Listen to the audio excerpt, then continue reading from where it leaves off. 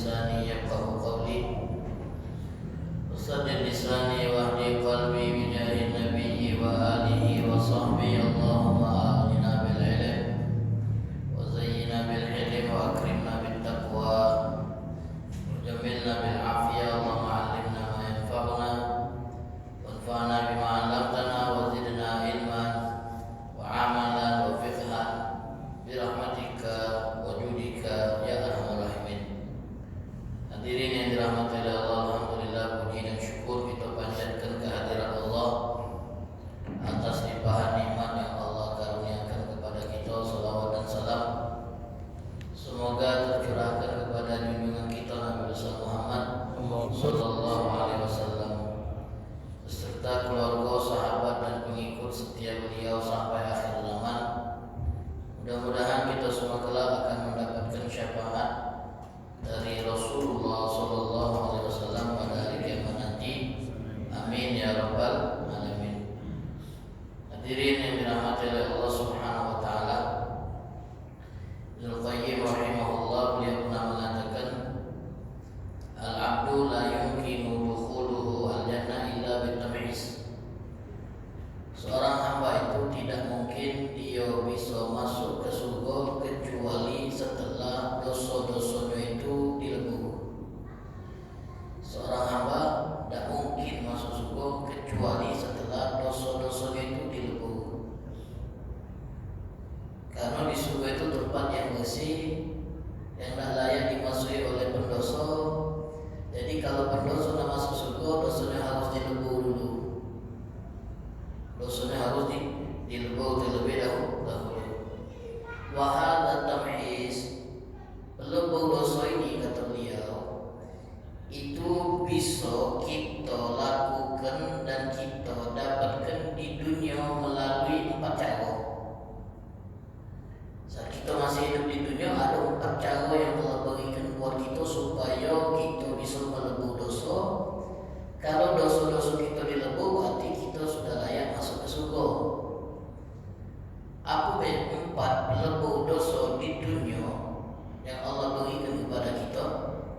Yang pertama adalah at-taubah, bertaubat. Taubat itu cara paling utama yang bisa melebur kita dari dosa. Dengan taubat, dosa kita dihapus, catatannya Allah Ta'ala hilangkan. Sehingga kalau catatannya hilang, bagaimana kita akan digugat dengannya? Sementara catatannya yang menjadi bukti kalau kita pernah melakukan, Allah hapus. Kalau dosa itu bapak-bapak sudah Allah hapus di dalam catatan amal kita, berarti Allah dah berkenan lagi menggugat kita atas dosa tersebut. Dan cara menghapus dosa itu cuma dengan taubat. Kurang baik apa Allah dengan kita? Catatan yang semestinya dia gugat kita dan dia hukum kita karenanya, dia hapus biar kita dan digugat dan tidak dihukum karenanya. Dan itu dengan taubat. Taubat kita tahu syarat-syaratnya ada 3, an-nadamu, adanya penyesalan yang mendalam dari hati, al-iqla'u, tekad untuk tidak lagi mengulang dosa yang sama. Al-iqla' artinya meninggalkan segala yang bisa memicu kita melakukan dosa. Meninggalkan segala yang bisa memicu kita melakukan dosa yang sama. Bertekad untuk tidak mengulangi, itu syarat taubat yang kaitannya dosa kita dengan Allah. Adapun taubat dari dosa yang kaitannya dengan sesama hamba, kalau itu berhubungan dengan harta balikan apa yang kita pernah kalau itu berhubungan dengan kehormatan, maka kita minta ridha kepada orang yang pernah kita rusak dan nodai kehormatannya, yang pernah kita nodai kehormatannya dengan omongan kita, maka kita minta istihlal, minta halal. Itu cara taubat kalau dosa dengan sesama hamba. Kalau dengan Allah gampang. Masyarul hadirin, jadi taubat cara pertama melebur dosa yang dengannya kita bisa sampai ke surga. Kalau seandainya taubat kita dah Allah terima, dosa kita catat ada Allah hapus, tak bakal baca masuk surga. Tertolak kita dari pintu surga. Kalau bahasa kita ni Pak, pintu surga tu ada sensornya. Kalau kita masih ada sisa dosa, tak baca masuk.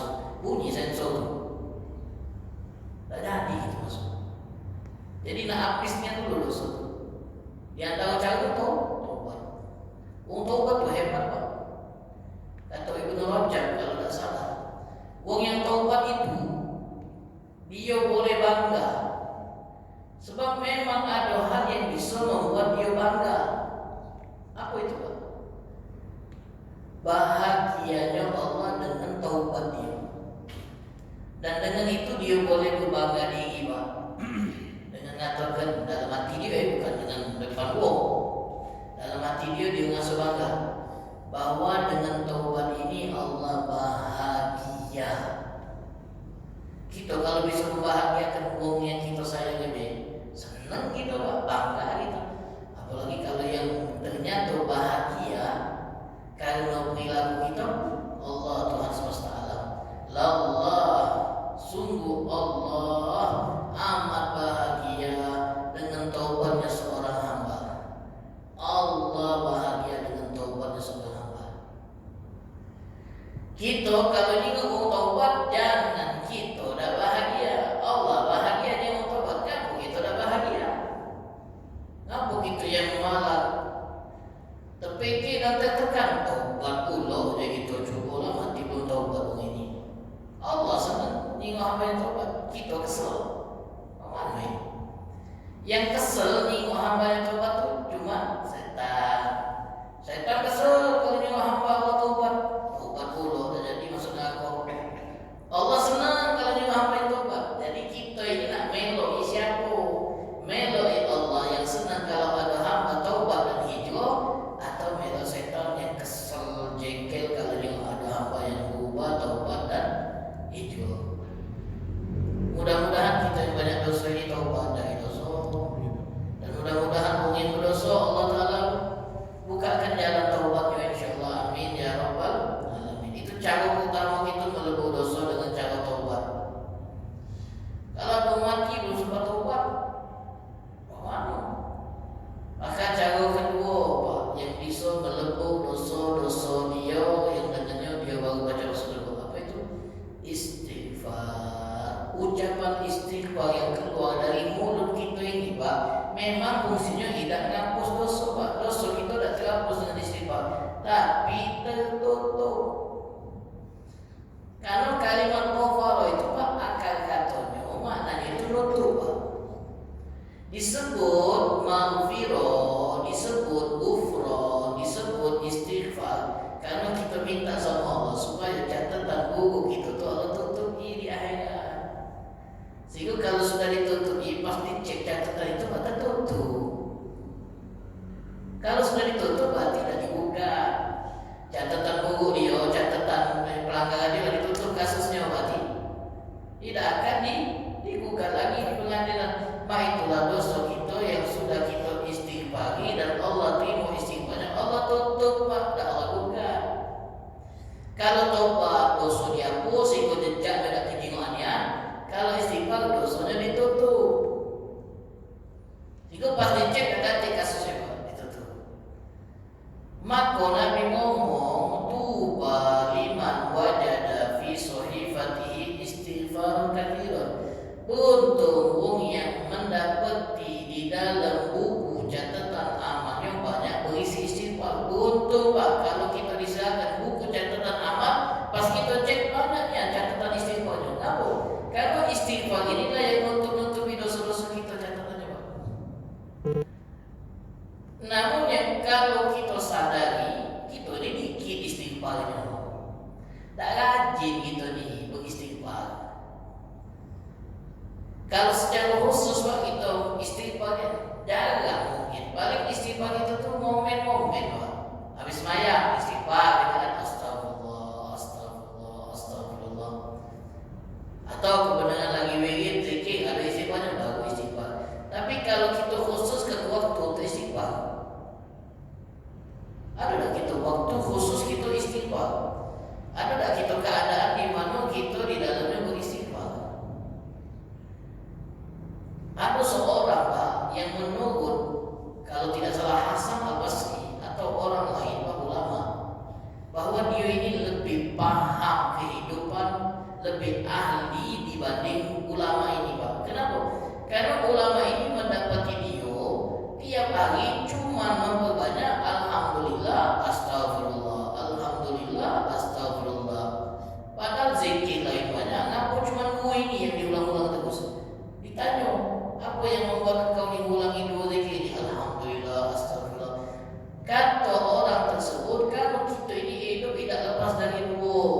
dapat nikmat dan buat dosa.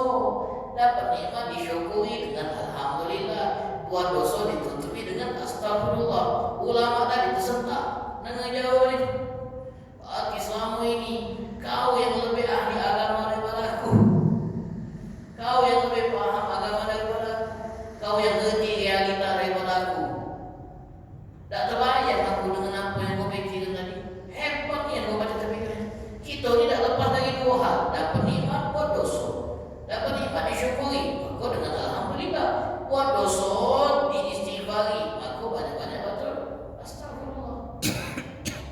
Nabi kita Muhammad sekali duduk dihitung sahabat istighfarnya 70 sampai 100 kali.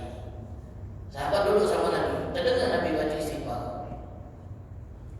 Nah ini yang harus kita perbanyak Pak. Adik-adik kita beristighfar, astagfirullah, astagfirullah, astagfirullah. Terus baca posisi ini Pak. Sampai nanti pada hari kiamat kita nampak di buku catatan itu banyak yang tertulis istighfar. Dan kalau sudah itu yang kita temukan, Nabi ngomong beruntung. Kenapa? Karena kesempatan dia untuk selamat di akhirat itu besar. Karena banyaknya istighfar. Astagfirullah, astagfirullah, astagfirullahaladzim, alladzi la ilaha illa huwal hayyul qayyum wa atubu ilaih. Yang kedua itu penyebab dosa dilebur di dunia ini. Yang ketiga, al-hasanatul mahiyah, amal soleh yang memang punya fungsi ngapus dosa. Ada amal-amal soleh Pak, yang kalau kita kerjakan amal ini selain berpahala ngapusi dosa. Contoh apa? Puasa yang kita kerjakan bulan Ramadan tadi Pak. Bukankah Nabi bersabda, man shoma Ramadan imanan wa ihtisaban ghufira lahu ma taqaddama min dhanbi. Siapa yang puasa di bulan Ramadan karena iman dan karena mengharap pahala, Allah ampuni dosanya yang lalu. Jadi puasa bukan sekedar pahala, tapi ngampuni dosa. Salat malam di bulan Ramadan yang kita sebut dengan tarawih, ngampuni dosa juga. Man qama Ramadan imanan wa ihtisaban ghufira lahu ma taqaddama min dhanbi. Bahkan langkah kaki kita ke masjid dari rumah ke masjid itu dihitung sebagai pelebur dosa. Pas kita ngangkat, derajat kita naik. Pas kita menurunkan kaki, dosa kita dihapus. Semakin banyak langkah kaki, semakin banyak dosa yang digugurkan. Semakin jauh jarak rumah kita dan masjid, semakin banyak peluang dosa kita dihapus. Tergantung langkah kaki. Ada sikap sahabat, tidak kata sahabat yang rumahnya paling jauh menuju masjid kecuali dia. Dan dia berniat pindah ke tempat yang lebih dekat dengan masjid karena kebenaran ada yang nak jual tanah dekat masjid. Dia utarakan niatnya ke Nabi SAW. Kata Nabi, jangan tetaplah tinggal di rumah yang jauh karena tiap langkahmu itu ada dosa yang dilebur dan derajat yang diangkat.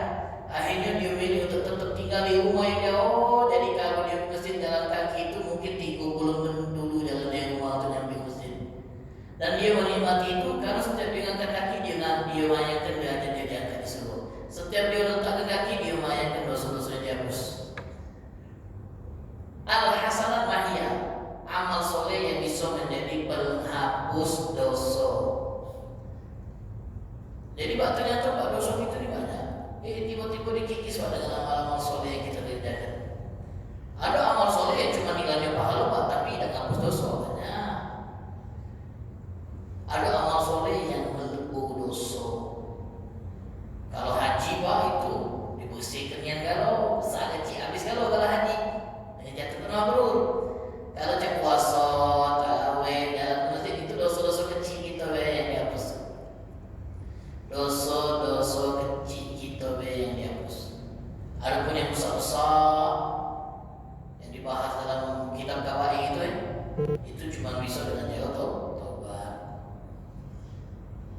Kemudian yang keempat, pelebur dosa yang keempat di dunia. Apa itu? Al-masaib al-mukaffirah, musibah-musibah yang akan menggugurkan dosa. Amal soleh musibah ada banyak, tapi diuji dengan musibah yang dia sabar dan tabah dalam menghadapinya, bisa menjadi sebab dosa diampuni.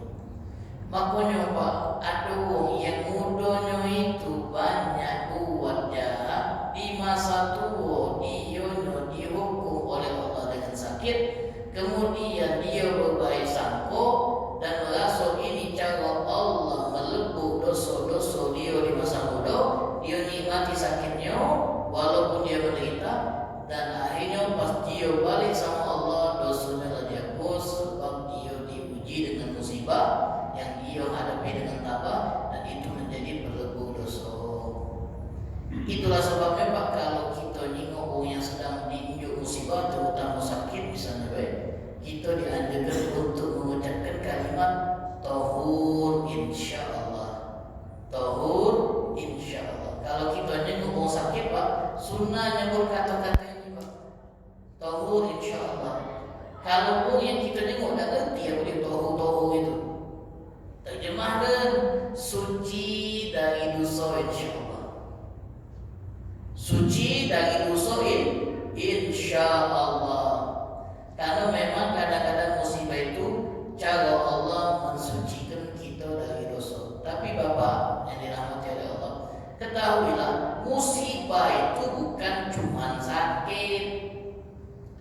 Musibah itu definisinya kata ulama segala hal yang menyakitkan kita dan mengganggu kenyamanan kita, itu namanya musibah. Dan boleh jadi itu cara Allah melebur dosa kita, melebur dosa itu. Ban pecah, musibah. Bensin habis tengah jalan, musibah. Sendal putus, musibah. Sendal hilang, musibah juga itu. Ada barang kita hilang, musibah. Sabar itu, tabah gitu. Kemudian berharap pahala atas hujan ini, boleh pahala dan menggugurkan dosa. Jadi musibah itu banyak. Segala yang tak menyenangkan yang kita alami itu musibah. Kalau kita ihtisab, minta pahala atas ujian dan musibah yang kita alami, maka Allah ampuni dosa kita. Allah hapus, Allah kikis dosa-dosa kita. Maka Nabi SAW pernah bersabda, tidaklah menimpa seorang hamba yang beriman capek, letih, galau, bahkan duri yang menusuk kaki, itu Allah Ta'ala sengaja menimpakan itu kepada hamba yang beriman karena Allah hendak mengampuni dan menghapus dosa-dosanya. Itu duri itu, beli kecil, itu Allah hapus dosa Allah.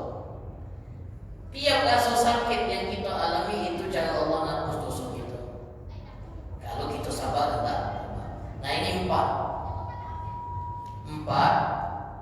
pelebur dosa di dunia. Apa pertama? Taubat. Yang kedua, istighfar.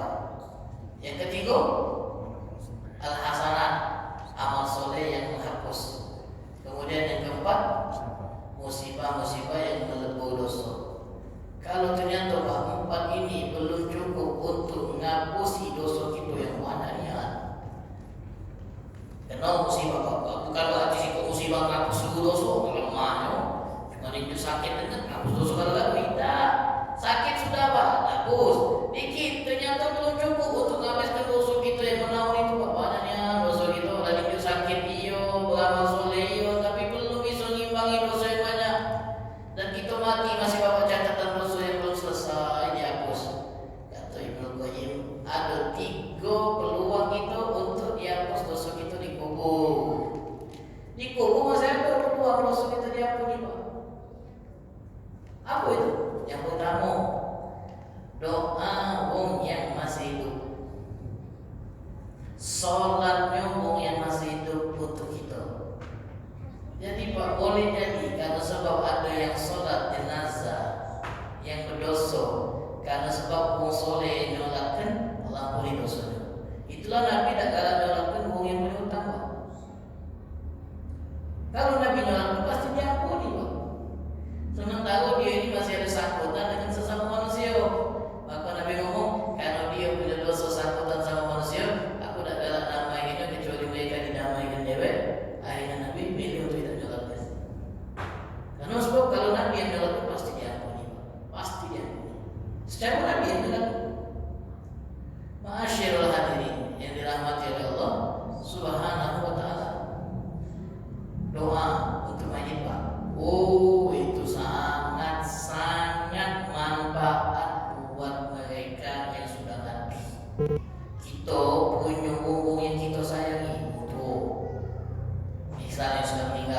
kakek, nenek yang sudah meninggal, yang dulu kita pernah dekat dengan mereka, sudah meninggal. Cara kita berbuat baik sama mereka ini mendoakan. Doa kita ini manfaatnya buat orang yang sudah meninggal. Dan pasti nyampe. Pasti ngaruh. Ibnul Jauzi cerita, waktu aku pergi ke suatu kampung sebagai musafir, aku istirahat di masjid. Tak kala aku hampir terkeliyip nak tidur, tiba-tiba ada rombongan masuk masjid Nabi. Aku kira apa? Ternyata ada jenazah yang nak disolatkan. Aku dah kenal siapa yang meninggal itu, siapa ahli musibah. Tapi melihat ada jenazah di masjid tempat aku lagi istirahat, aku beranggapan bahwa Allah telah ngirim pahala buat aku. Meloklah beliau solat jenazah, dapat 1 kirot sebesar gunung Uhud. Melok solat jenazah. Beliau berpikir, nanggungnya dapat singkong, kalau baca dapat 2. Melok ngantar bela. Kenali tak siapa yang meninggal? Ahli musibah lagi tak kenal. Melok biar boleh pahala lagi. Melok dia ke pemakaman. Setelah proses pemakaman selesai, balik galau. Sampai beliau tak tahu mana keluarga, mana ahli musibah, mana pelayan, mana pengantin. Balik galau. Beliau dewean karena beliau mengasih. Akhirnya beliau bercerita, aku ngangkat tangan sambil berdoa, ya Allah, orang ini telah menjadi tamumu, karena bakal ketemu Allah selamat ini Pak, dibawa untuk dilaporkan ke Allah. Orang ini telah menjadi tamumu. Kalau seandainya dia menjadi tamu aku dan aku tak kenal dengan dia, pasti aku akan muliakan dia sebagai tamuku. Kalau dia menjadi tamuku dan aku tak kenal siapa dia, aku akan muliakan dia karena dia adalah tamuku. Bagaimana kalau seandainya dia adalah tamumu dan kau tahu siapa dia? Ampuni dia ya Allah, kasihani dia. Balik mesti lagi. Tidurnya naik capek. Mimpi dia. Didatangi orang yang tak pernah dia kenal. Mengucapkan terima kasih kepadanya.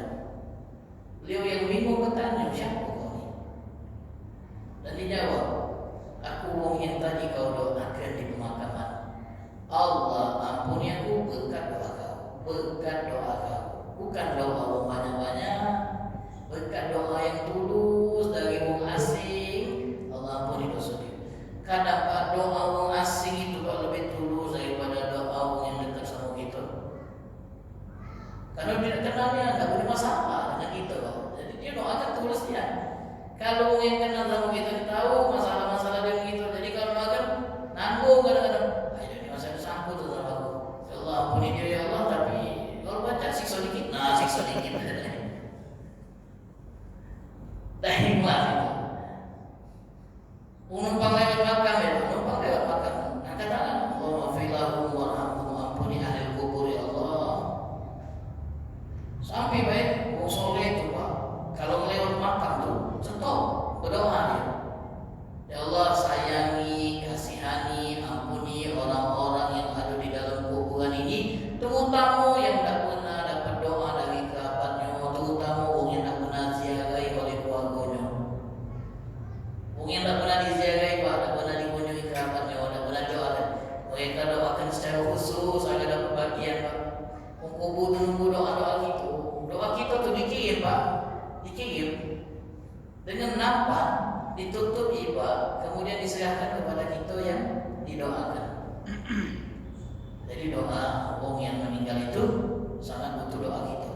Jadi kadang dengan doa kita Pak, dosa-dosanya dilebur, dihapus, akhirnya pas dibangkitkan kiamat tak bawa dosa lagi. Dosanya diampuni di mana? Dilebur, dikubur berkat doa orang hidup. Jadi jangan lupa doakan orang tua kita, kakek kita, nenek kita, kerabat kita yang sudah berkalang tanah. Karena boleh jadi bukan doa kita, Allah ampuni dosa-dosa mereka. Kemudian yang kedua Pak, sebab pengampunan di kubur. Apa itu?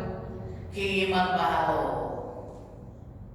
Kiriman amal dari kita Pak. Amal kita nih kalau kita kirim nyampe. Memang ada yang diperdebatkan nyampe apa tidaknya, ada yang disepakati nyampe.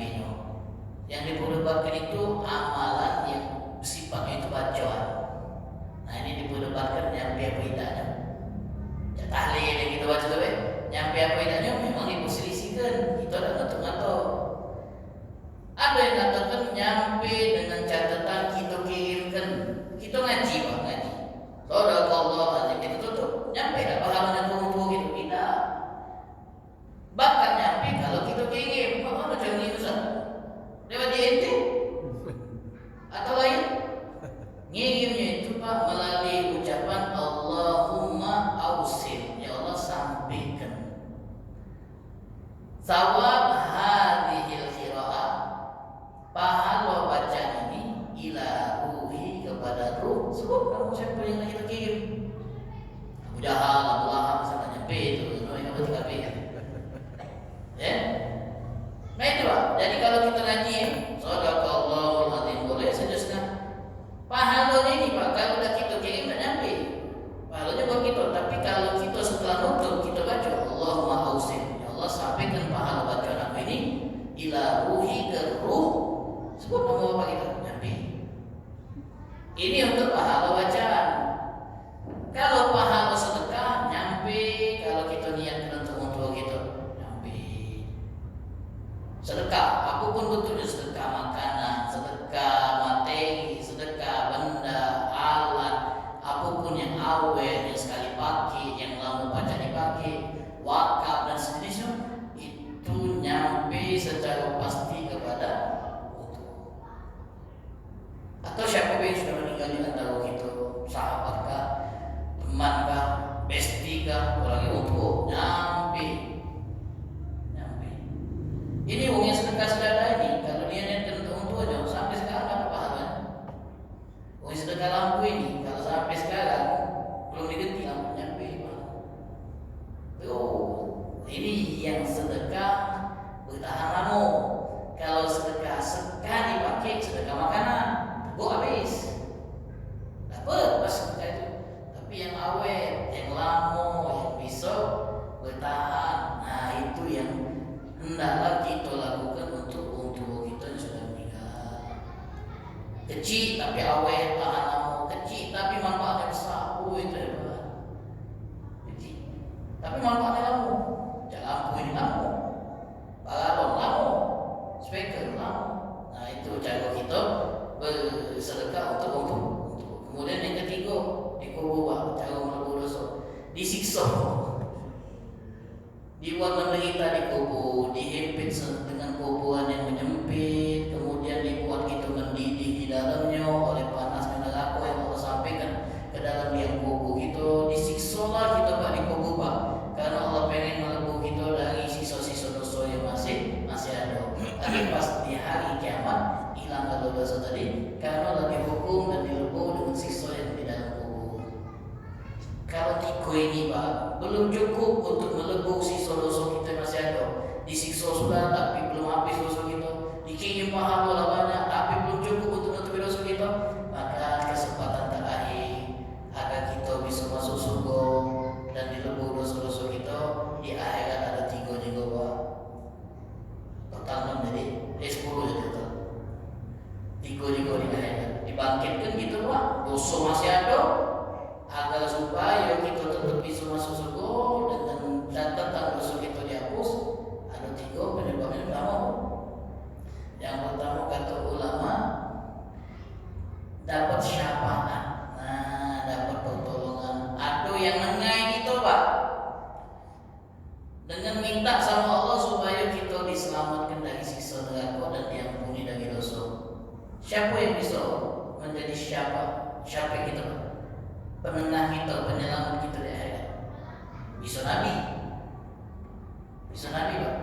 Dan ada sebanyak Nabi yang ada Allah minta agar kita diselamatkan. Man dalladhi yashfa'u indahu illa bihi. Pak, wong beriman itu bacaan itu syafaat, tapi yang jadi persoalan dapat izin tak dia untuk menyelamatkan kita. Wong beriman bacaan itu syafaat, nolong mengelak masuk di neraka baca. Tapi pertanyaannya dinilai ini enggak? Kalau Allah ngirimkan baca dengan syafaat, kalau tidak baca. Anak kita baik, kita menjahat. Anak kita minta ya Allah Bapak aku nak jadi syafaat Allah tak izinkan sudah. Jadi Pak kita bisa dapat syafaat dari Nabi, dari syuhada, dari wong soleh, dari warga kita kalau Allah izinkan hidup syafaat. Bahkan dari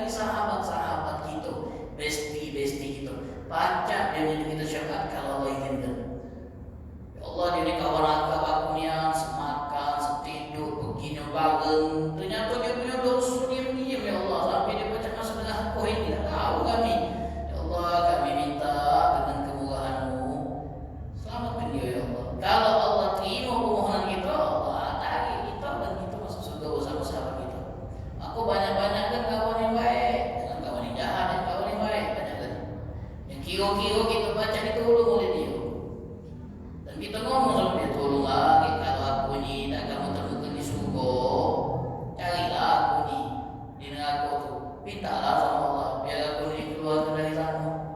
Kata kawan, kalau kita masuk kalau masuk tak reuni itu nih. Reuni jadi bayang dapat syafaat. Kalau ternyata Allah akan izinkan wong yang galak menjadi dia syafaat. Yang kedua ni ayat apa? Dibuat menderitanya proses kita selama di akhirat, mulai dari mahsyar kita dibuat menderita, kemudian dapat catatan amal dibuat menderita, proses hisab menderita, proses abdul amal dibuat sengsaranya gitu, dibuat saro dalam prosesnya Pak. Karena cara Allah nak melebur sisa-sisa dosa yang tak banyak lagi. Lagi pas di momen terakhir, baca kita sampai ke surga. Dibuat menderita di mana? Di mahsyar dan di fase-fase setelahnya. Nah kemudian kalau ternyata itu tidak bisa melebur dosa kita yang memang banyak niat. Nah ini kesempatan terakhir. Ini puncaknya Pak. Puncaknya apa itu? Karena Allah kasihan sama kita sehingga dia merahmati kita. Allah kasihani kita. Maka dengan rahmatnya dia ampuni dosa-dosa kita. Semua cara-cara tadi belum cukup untuk melebur dosa kita yang banyak.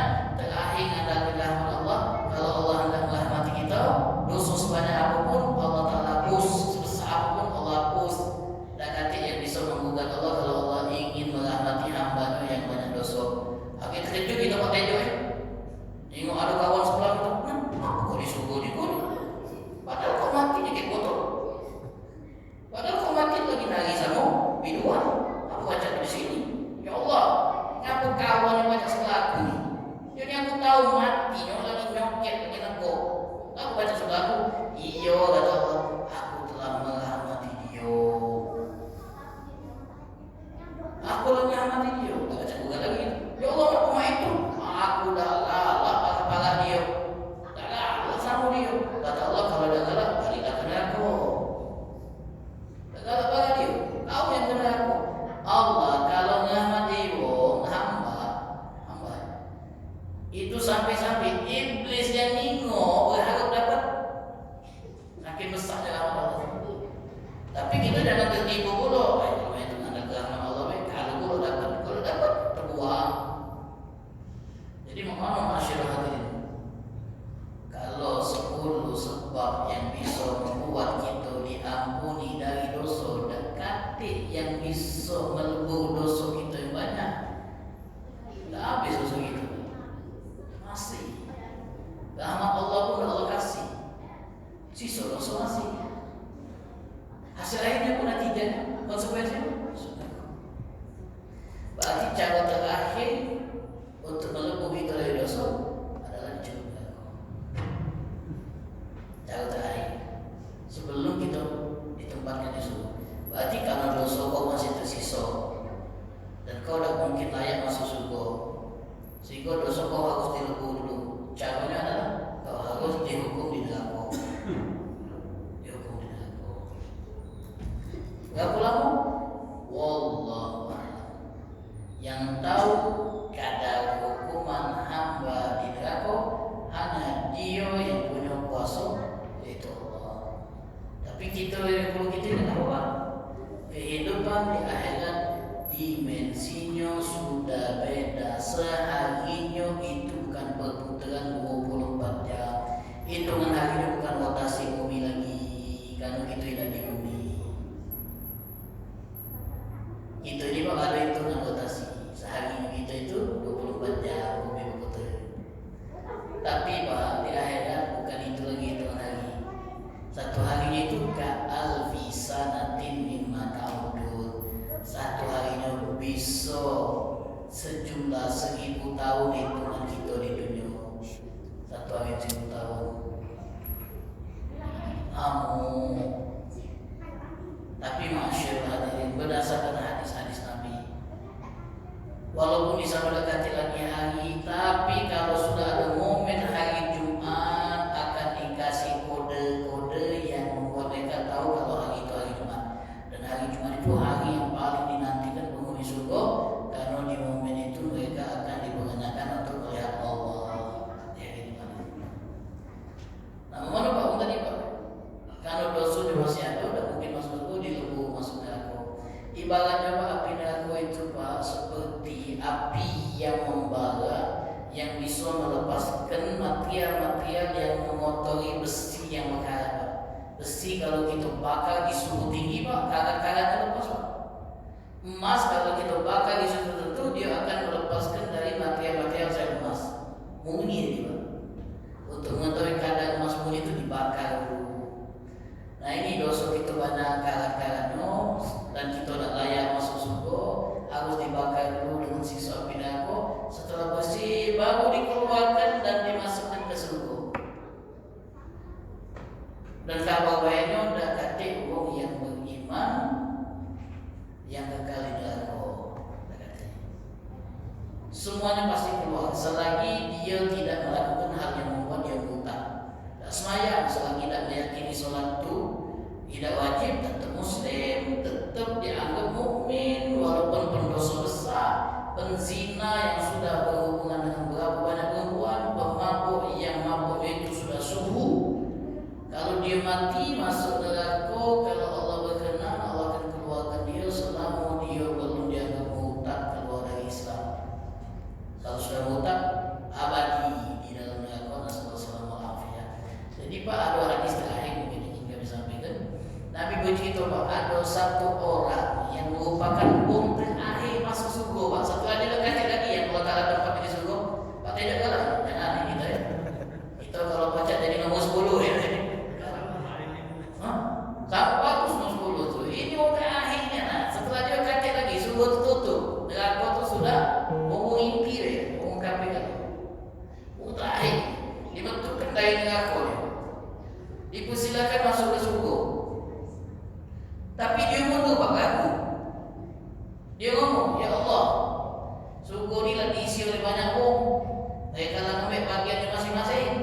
Di dalam surga, apa yang mereka sisakan buat aku yang datang terakhir ini? Dia pikir surga itu Pak, kapling-kaplingan, berebut, ambil bagian, sementara dia yang datang terakhir tak dapat bagian. Itu pikiran dia, tak tahu dia surga itu mana. Apa kata Allah? Wahai hambaku, kio-kio, kau ridho atau tidak? Kau puas atau tidak? Kalau seandainya di dalam surga yang akan kau masuk itu, kau memiliki apa yang pernah dimiliki oleh para raja-raja yang pernah kau kenal di dunia. Kalau kita kenal raja, Raja Salman, Sultan Hasan Bolkiah, Raja Jawa, bukan itu? Raja-raja Sultan Hasan Al-Bolkiah itu, Raja Dubai, pangeran-pangeran Arab, hebat-hebat kalau tu, hartanya melimpah, hidupnya mewah. Kata Allah sama Nabi, kira-kira kau hidup tak? Kau puas tak? Kalau seandainya yang kau dapat di dalam sana seperti yang didapat oleh raja yang pernah kau kenal di dunia. Ngomong hamba tadi, Allah jangan nak ngejek, jangan nak ngolok-ngolok, nak mainkan aku. Ada yang dapat sehebat itu padahal baru baik dihukumin aku. Kata Allah, tidak, kau akan dapat bahkan 2 kali lipat dari raja-raja di dunia, 3 kali lipat, 4 kali lipat, 5 kali lipat, bahkan 10 kali lipat. Itu Pak orang yang terakhir masuk surganya. Mana orang yang dulunya? Mana yang nomor 2? Mana orang yang sebelum dia? Orang sebelum dia. Kalau dia orang terakhir dapatnya semua itu, mana orang yang sebelum dia, sebelum dia? Maka dah katik yang tak lemah di surga itu. Mudah-mudahan kita masuk surga. Amin. Min ghairi sabiqati adab, tanpa didahului oleh adab insyaallah. Wala hitab, dan tanpa didahului oleh amalah dari Allah Subhanahu wa taala, teguran keras dari Allah Subhanahu wa taala. Mudah-mudahan dosa kita dilebur oleh Allah di dunia, di barzakh dan di akhirat. Amin ya rabbal alamin. Mungkin ini yang bisa kami sampaikan. Lebih kurang mohon maaf kepada Allah, kita semua mengampun. Jangan ada jawab tadi. Tahu ya Kan ada fase mizan. Kita ditimbang amal soleh dan amal dosa. Nah, kan apa yang kita tahu disampaikan ulama, kalau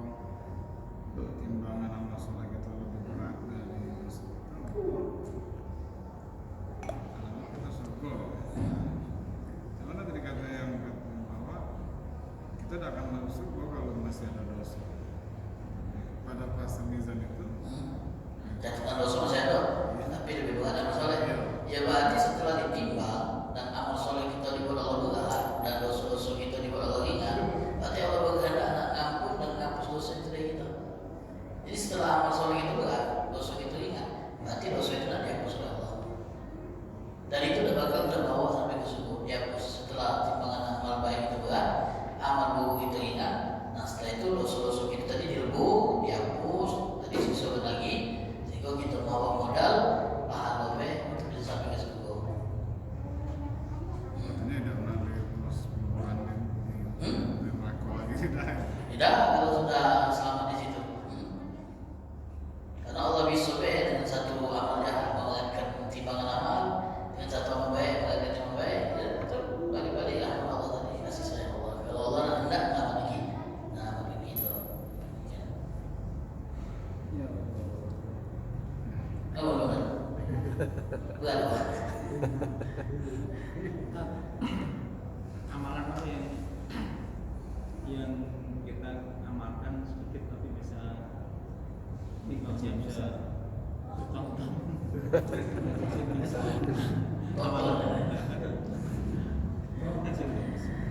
Amalan kecil tapi beratnya luar biasa ya. Nabi SAW bersabda, Subhanallah tamla'ul mizan. Hanya sekedar ucapan Subhanallah yang keluar dari hati yang tulus, yang berisi takdis kalau kita benar-benar mensucikan Allah dengan ucapan tadi, itu sudah cukup untuk memberatkan mizan itu. Sesimpel. Nabi SAW bersabda, kalimatani khafifatani ala lisan, tsaqilatani fi mizan, habibatani ila rahmani. Subhanallah wa bihamdihi, subhanallah al-azim.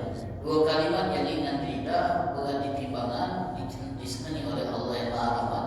Subhanallah wa bihamdihi, subhanallah. Ingat ya? Boleh baik. Tapi kalau hadis tadi konteksnya cuma subhanallah wa bihamdihi, subhanallah al-azim. Enteng itu. Sambil menyentuh baca. Sambil lihat tanaman baca. Ya. Allah. Sambil tidur ya baca.